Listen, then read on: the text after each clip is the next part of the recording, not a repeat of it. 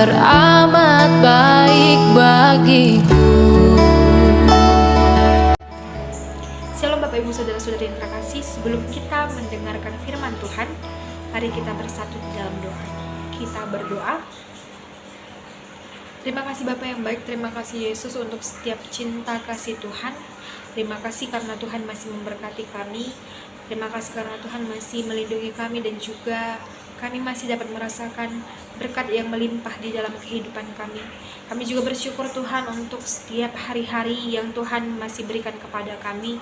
Dan hingga saat ini Bapa, kami bersyukur untuk kesempatan ini ya Bapa, di mana Tuhan kami masih Tuhan berikan kesempatan untuk mendengarkan sebagian dari firman Tuhan. Bapa yang baik, Bapa yang bertahta dalam kerajaan surga, kami mohon kepada Tuhan agar Tuhan memberikan kepada kami pemahaman, pengertian dan juga kebijaksanaan Bapa dalam kami mendengarkan firman Tuhan. Agar Bapa setiap firman Tuhan yang kami dengarkan dan kami pelajari pada saat ini mampu kami pahami Bapa dan mampu kami mengerti, serta Tuhan kami dapat melaksanakannya dalam kehidupan kami setiap harinya. Kami juga mohon kepada Tuhan agar Tuhan yang membantu kami dalam kami melaksanakan setiap firman yang telah kami dengar tersebut. Bapa yang baik, Bapa yang bertahta dalam kerajaan sorga, berfirmanlah Engkau karena kami telah siap untuk mendengarkan firman-Mu. Terpuji termulia nama-Mu ya Bapa, kekal sampai selama-lamanya. Amin. Shalom Bapak Ibu Saudara-saudari yang terkasih, saya sapa sekali lagi. Bapak Ibu Saudara-saudari yang terkasih, mari kita buka firman Tuhan yang terambil dari Kisah Para Rasul pasal yang keempat ayat yang kelima sampai pada ayat yang ke-12. Kisah Para Rasul pasal yang keempat ayat yang kelima sampai pada ayat yang ke-12. Bapak Ibu Saudara-saudari yang terkasih, saya akan bacakan untuk kita semua. Pada keesokan harinya, pemimpin-pemimpin Yahudi serta tua-tua dan ahli-ahli Taurat mengadakan sidang di Yerusalem dengan imam besar Hanas dan Kayafas, Yohanes dan Alexander, dan semua orang lain yang termaksud keturunan imam besar. Lalu Petrus dan Yohanes dihadapkan kepada sidang itu dan mulai diperiksa dengan pertanyaan ini. Dengan kuasa manakah atau dalam nama siapakah kamu bertindak demikian itu?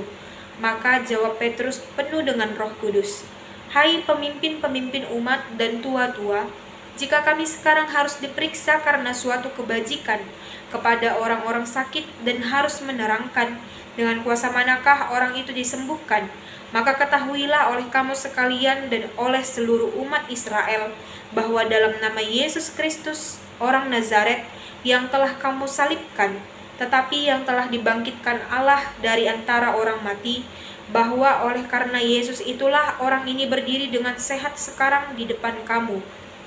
Yesus adalah batu yang dibuang oleh tukang-tukang bangunan, yaitu kamu sendiri, namun ia telah menjadi batu penjuru, dan keselamatan tidak ada di dalam siapapun juga, selain di dalam Dia, sebab di bawah kolong langit ini tidak ada nama lain yang diberikan kepada manusia yang olehnya kita dapat diselamatkan. Sampai sejauh ini pembacaan firman Tuhan.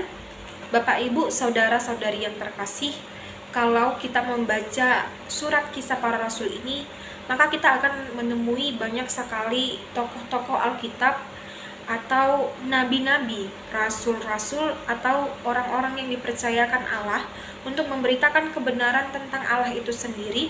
Bagaimana perjalanan hidup mereka, bagaimana mereka harus tetap bertahan dalam tekanan, bagaimana mereka melakukan tugas dan tanggung jawab mereka, bagaimana mereka tetap bersaksi walaupun di tengah-tengah penderitaan.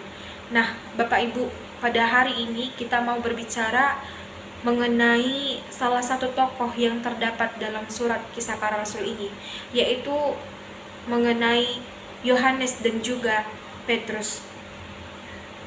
Kita tahu Bapak Ibu, Yohanes dan juga Petrus adalah murid-murid Yesus. Mereka adalah murid yang mengasihi Yesus. Lalu Bapak Ibu Saudara-saudari yang terkasih, kalau kita baca juga dari awal surat ini, maka kita akan menemui tulisan yang menyatakan bahwa surat ini disampaikan kepada Theophilus. Nah, pertanyaannya Bapak Ibu, kenapa harus kepada Theophilus disampaikan? Kenapa bukan kepada orang lain? Atau kenapa bukan kepada semua rakyat tersebut? Jika kita melihat lebih dalam Bapak Ibu, maka kita akan dapat jawabannya. Kalau kita menggali lagi teks ini, maka kita akan mengetahui ternyata pada tradisi saat itu, ketika orang hendak menyampaikan sesuatu kepada orang banyak, atau ketika orang hendak memberitahukan suatu informasi kepada orang banyak, maka cukuplah disampaikan kepada orang yang memiliki kuasa atau yang menjabat di tempat itu. Nah, Bapak Ibu saudara-saudari yang terkasih, itulah yang sedang dilakukan penulis. Maka ia menyampaikan bahwa surat ini disampaikan kepada Theophilus yang mulia. Artinya Bapak Ibu, melalui teks itu kita dapat mengetahui bahwa Theophilus memiliki kuasa di tempat itu. Theophilus adalah orang penting di tempat itu, sampai dikatakan Theophilus yang mulia. Inilah yang membuat kenapa disampaikan kepada Theophilus.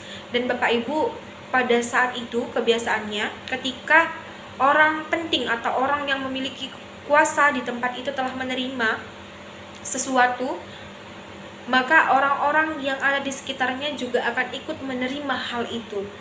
Nah, Bapak Ibu saudara-saudari yang terkasih, kembali lagi kepada teks firman Tuhan yang telah kita baca tadi, kita menemui dua tokoh, yaitu Yohanes dan juga Petrus.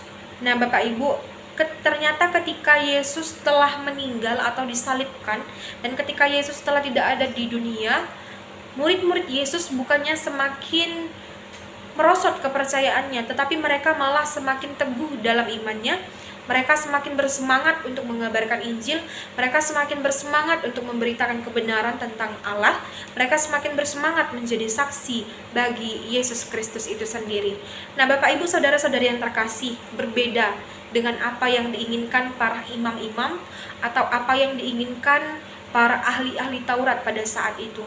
Dimana Bapak Ibu kita tahu bahwa para imam-imam, para ahli Taurat, bahkan tua-tua di Yahudi pada saat itu, mereka adalah orang-orang yang menginginkan kematian Yesus. Mereka adalah orang-orang yang menginginkan penyaliban Yesus. Dan mereka adalah orang-orang yang tidak mempercayai kebenaran dan juga ajaran Yesus.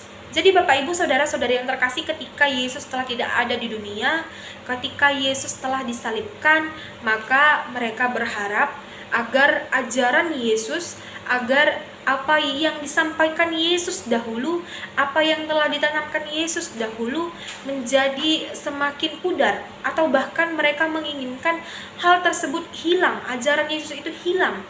Tetapi Bapak Ibu saudara-saudari yang terkasih, apa yang mereka inginkan berbanding terbalik dengan kenyataan yang mereka lihat. Ternyata Bapak Ibu saudara-saudari yang terkasih, melalui kepergian Yesus, melalui keterangkatan Yesus dari dunia, ternyata murid-murid Yesus semakin bersemangat dalam mengabarkan kebenaran Yesus, memberitakan ajaran-ajaran Yesus. Mereka semakin bersemangat menjadi saksi bagi Yesus.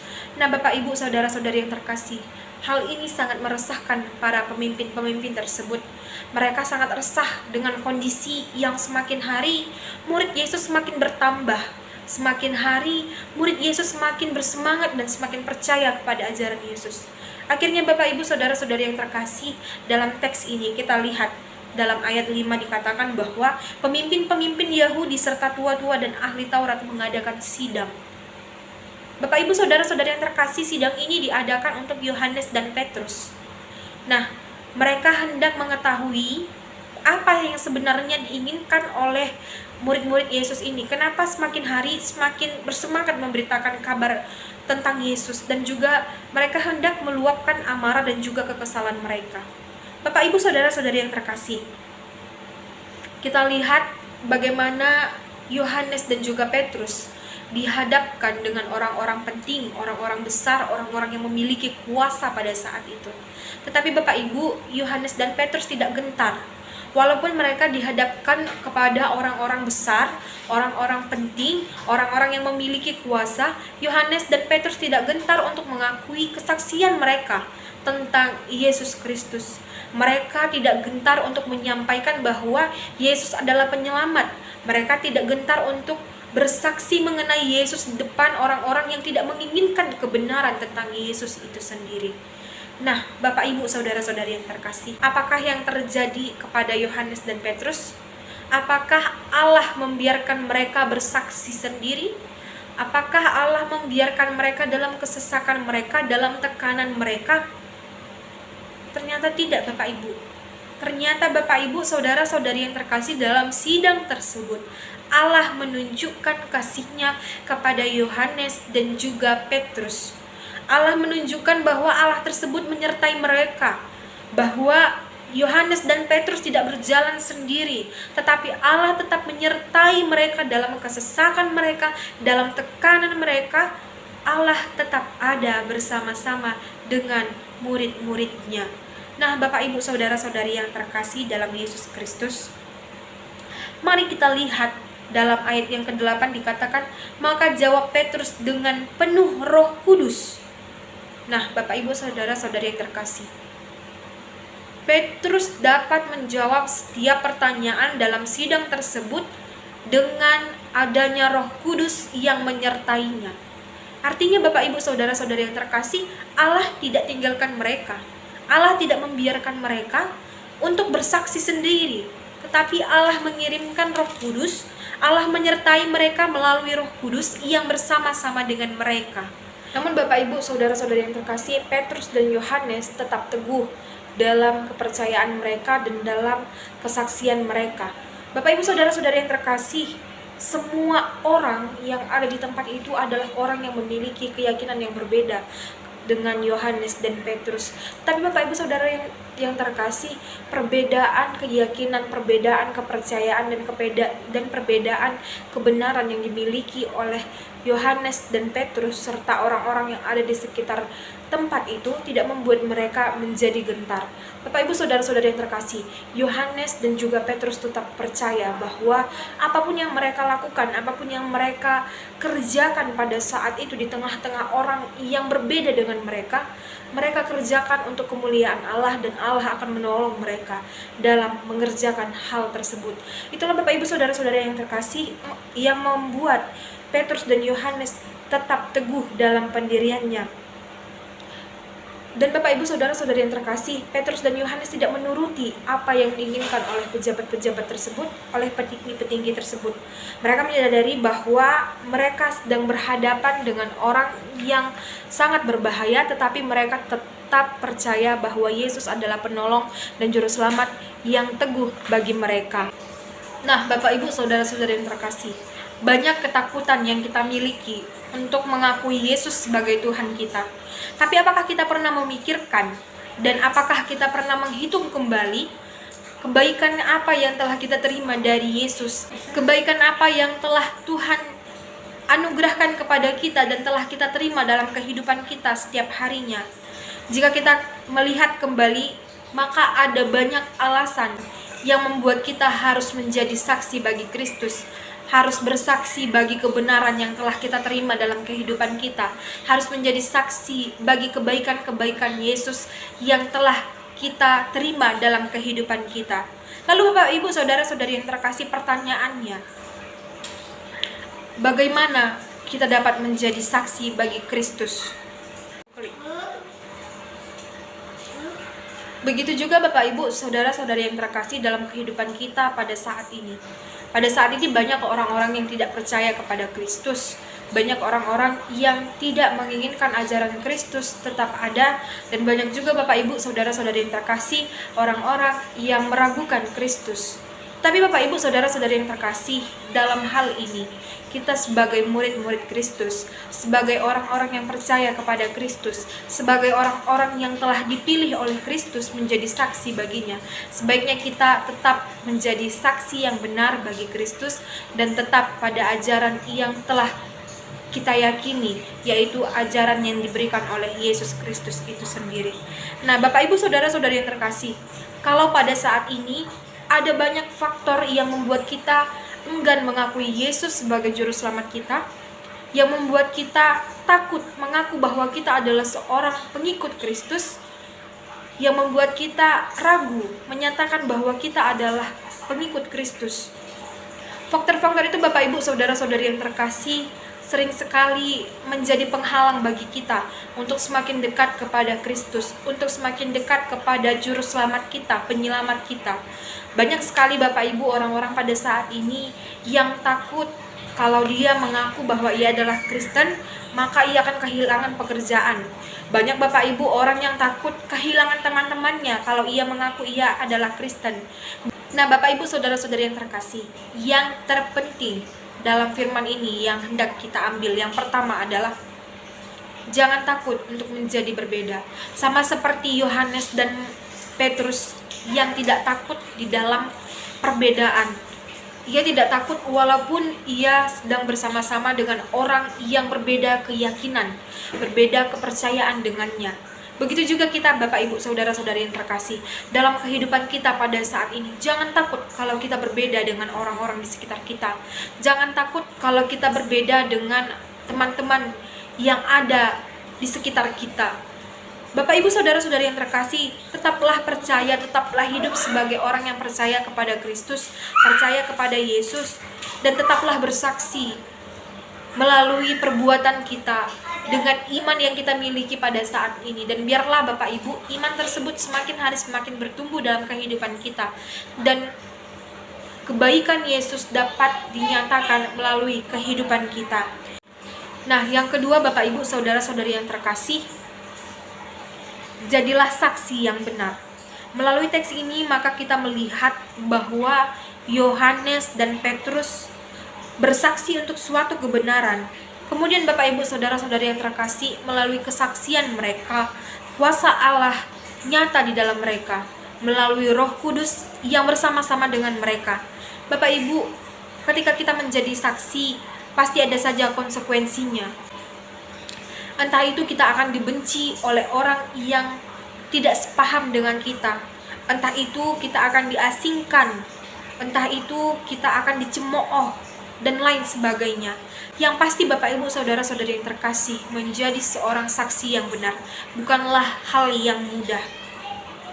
Menjadi saksi Kristus bukanlah hal yang gampang.